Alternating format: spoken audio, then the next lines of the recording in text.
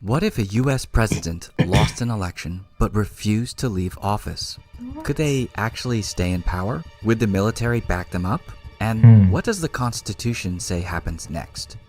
Every time I make a video about a constitutional amendment and why it prevents something from happening, I inevitably get comments like these. There will be no elections in 2028. Trump will simply carry on ruling the USA in the form of a dictatorship. He can do it because he is above the law and he has the entire Supreme Court in his pocket and has total support from the Grand Old Party and MAGA. This is a real comment, by the way, and so are all of these. Real comments from real people.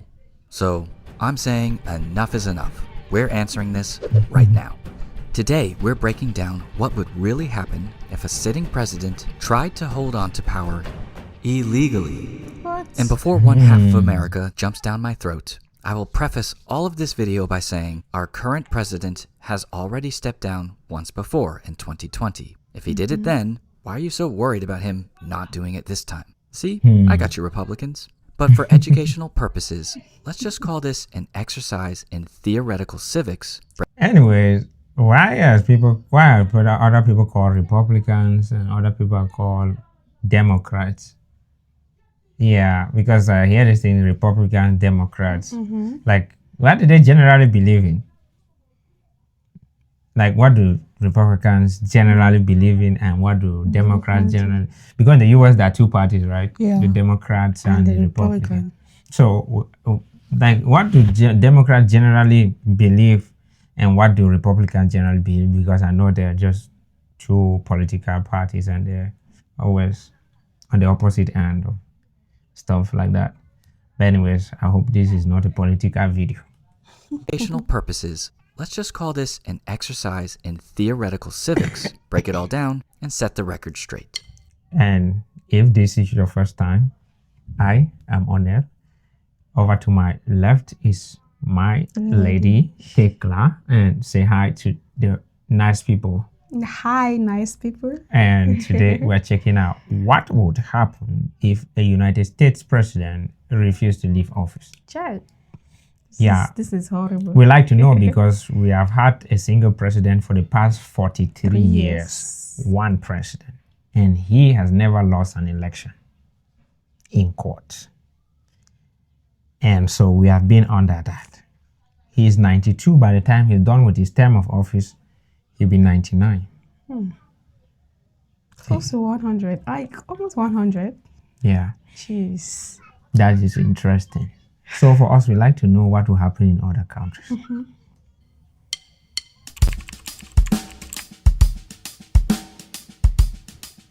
So according to the 20th Amendment, every president's term ends at I think noon. we just learned about amendments. According to the 20th Amendment. Yes. Okay. On January 20th, no matter what. Please raise Watch your carefully. right hand and repeat. Let's get this 20th Amendment again.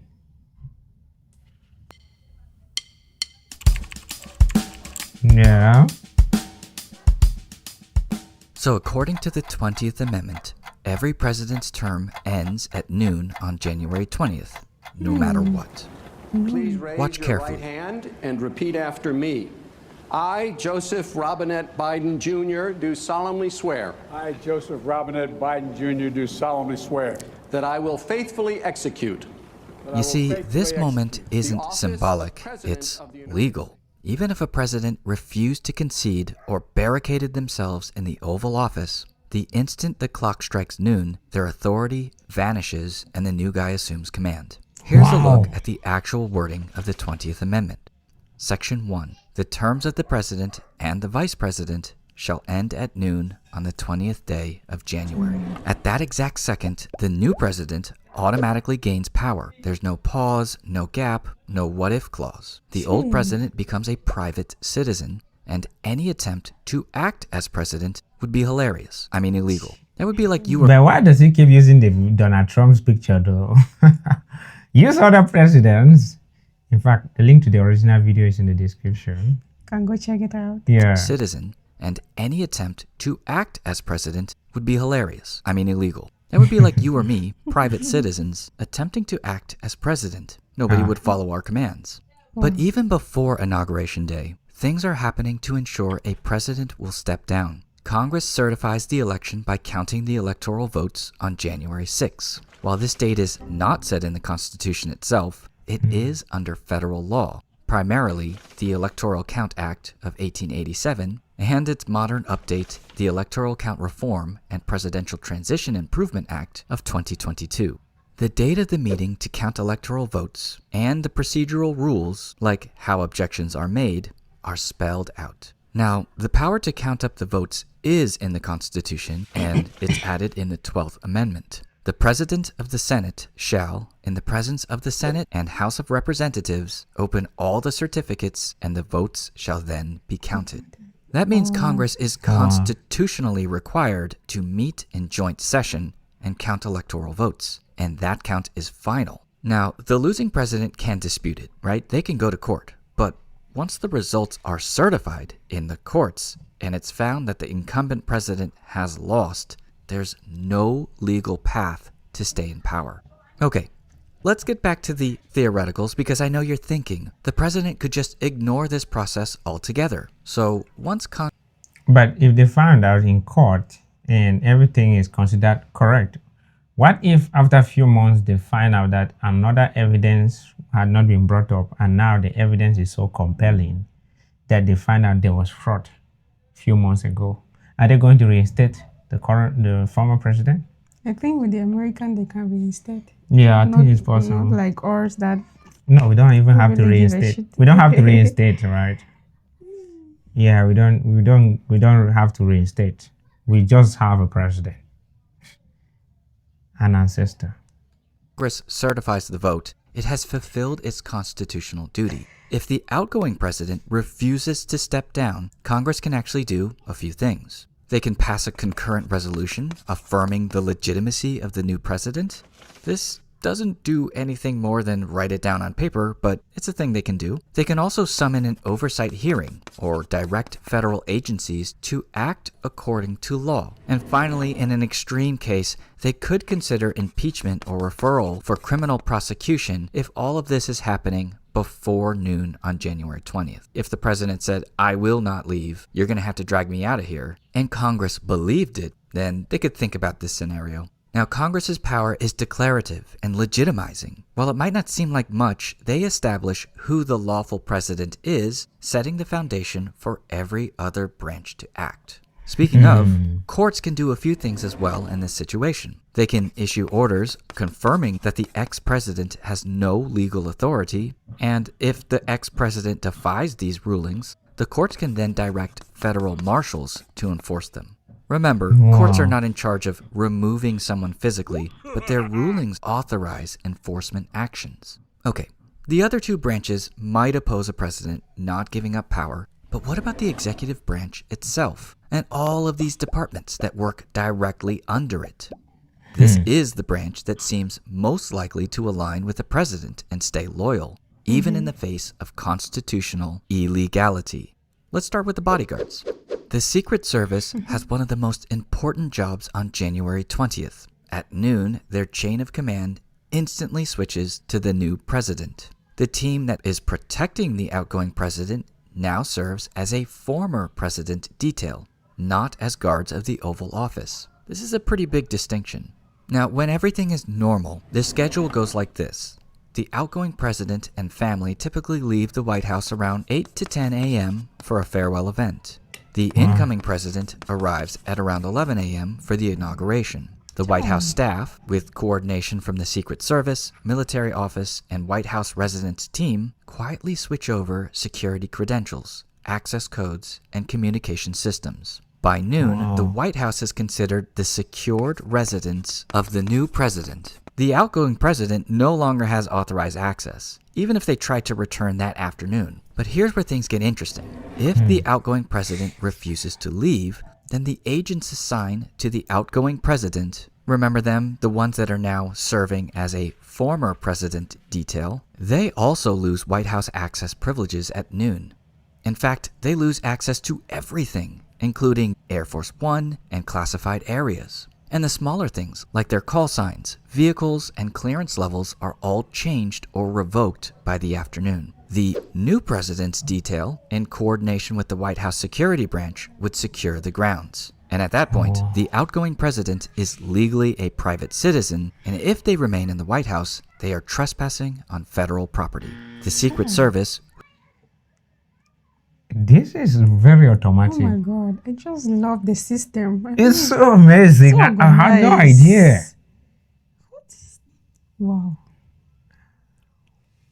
I mean, what does it take to become the US citizen? I need to start considering this very seriously. It is illegal that I was born in this country. Of course, guys, I love my country.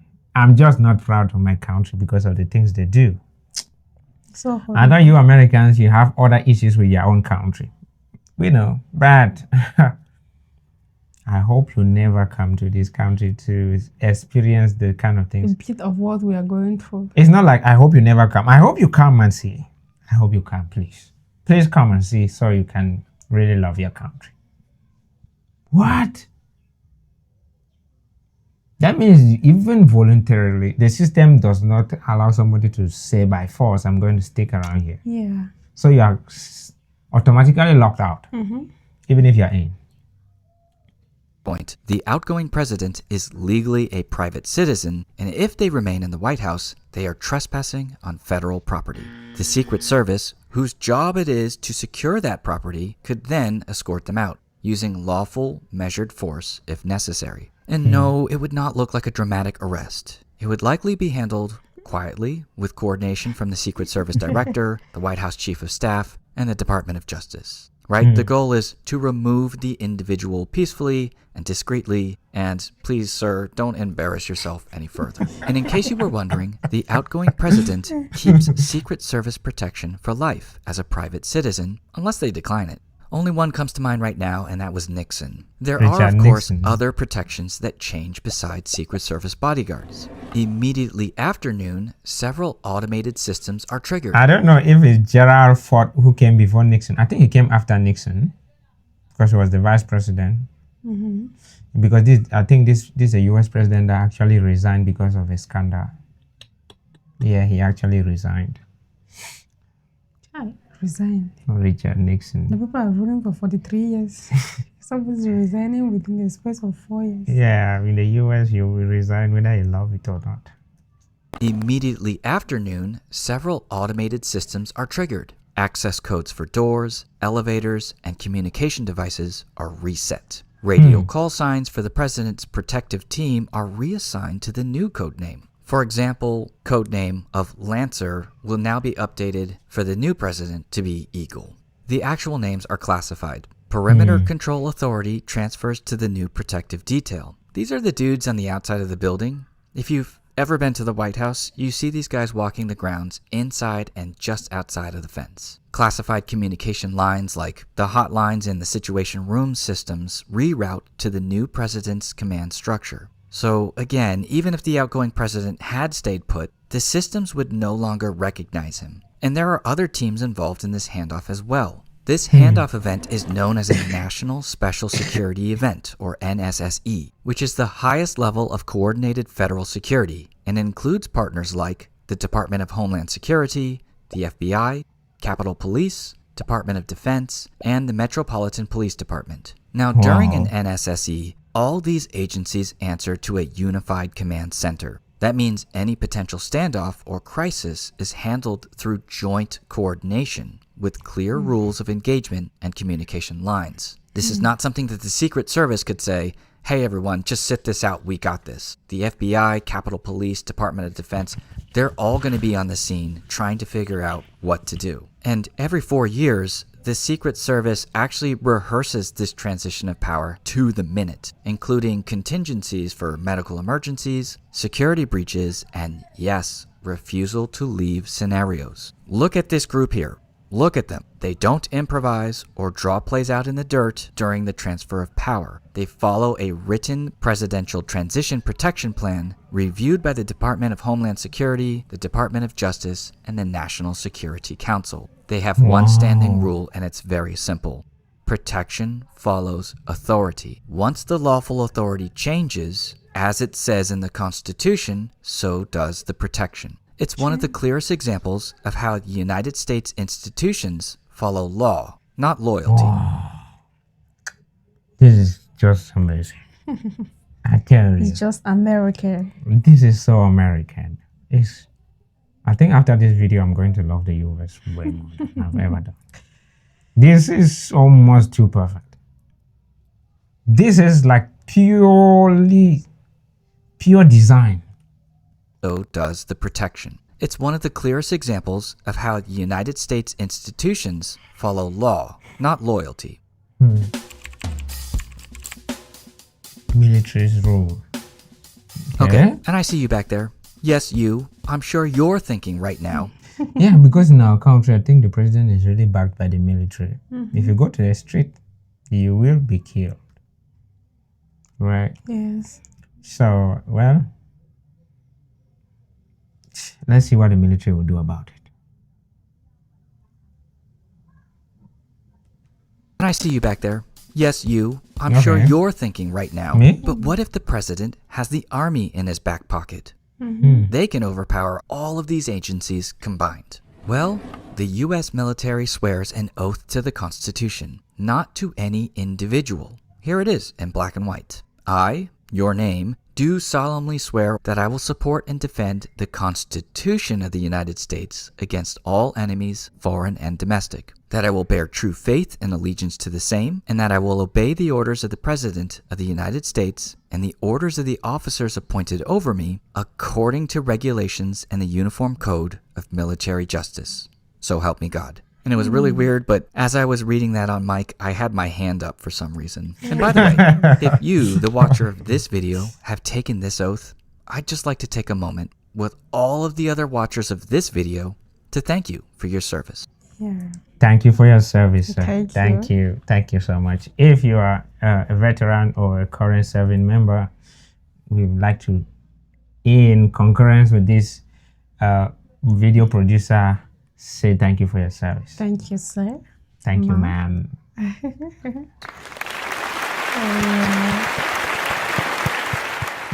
Okay, so the oath means soldiers follow lawful orders, not personal loyalty. If the first line of the oath is followed and the Constitution is upheld, then all members of the military should recognize that the former president no longer has authority and that the new president is the one whose commands they need to follow. At noon, the chairman of the Joint Chiefs of Staff and every commander recognizes the new president as their commander-in-chief. Any orders from the outgoing president would be ignored as unlawful. You're thinking, well, the president has nuclear codes. He doesn't need the military. Now, these nuclear codes are carried in the football, and they actually immediately transfer to the new president. And the old codes are deactivated. And I see everyone else looking around right now confused over the term the football. The nuclear football is the nickname for a black leather briefcase carried by a military aide who is always near the president of the United States. It's officially called the Presidential Emergency Satchel, which I think is a little bit more lame than the nuclear football. It includes the Black Book of Strike Options, which outlines pre-planned nuclear response scenarios, a list of secure bunkers and relocation sites where the president could be taken in an emergency, communication and authentication materials, which are instructions for contacting the National Military Command Center in the Pentagon, and codes and encryption tools for authenticating the president's identity. Yes, it's really me. The nuclear football does not, however, include the biscuit, which is a small plastic card containing the president's personal nuclear launch codes. The president carries it separately, usually on their person. I just wanted to clear that up.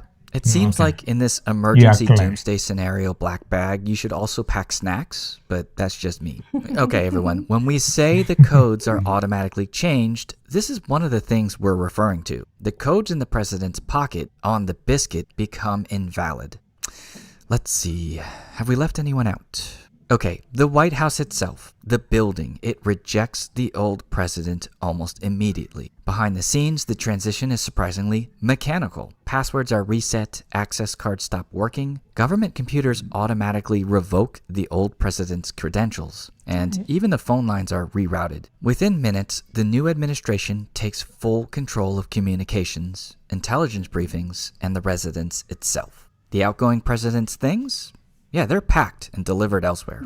For your viewing pleasure, here's the hour-by-hour schedule that happens. I love it. Every branch knows exactly what to do, and they all operate independently to uphold the Constitution. This is that famous Montesquieu idea of separation of powers. Now, could things get ugly? Yes, there could be political chaos or protests. But institutionally, the system is clear. The presidency belongs to the person elected, not the one who refuses to leave. And because each branch, the legislative branch, the judicial branch, the military, and law enforcement, all act on their own authority, no single person can hold the government hostage. You would need to have all of these on the list in your pocket, on board with you and what you're about to do, and also on board with disregarding the will of the people in order to make this work. Look, the framers of the Constitution built the presidency to belong to the office, not the individual. I'm a huge fan of the framers, and if you're a subscriber to my channel, you know this. Both the Federalists and even more so, the Anti-Federalists wanted to be sure to limit the power of the executive branch. And the framers all shared a common fear, that being an executive branch with too much power. That's why every oath in government, whether it's military, judicial oaths, or legislative oath, is a promise to protect the Constitution itself, not protect the president. Even in the most extreme scenario, the system doesn't rely on one person's willingness to obey. It relies on everyone else's willingness to uphold the law. So, if a president ever tried to overstay their time in office, the law wouldn't wait for them to leave. It would move on without them. I also want to give out a huge shout out to my Patreon cabinet members, Howard and Kevin. Thank you so much for your support. If you want to support this channel, becoming a member on my Patreon is the best way to do it. Okay, that's it for now. Thanks so much for sticking to the end of my video. I hope you enjoyed it. I hope you learned something. We'll make more videos soon. Oh my God. He says he hope we enjoyed the video. Of course. I promise you I enjoyed your video. So much. And I think we are going to head back and watch this video. It's super informative. So much I had no knowledge. idea of all this. But I hope some of the information, all the information is accurate. Yeah. If you left out some stuff, you could kindly tell us. If you got some things wrong, please kindly tell us too. Right? Yeah, we can't make the video any longer. Like we can't make the video longer than it is already. Thank you if you watched up to this point. Oh, we love you, America.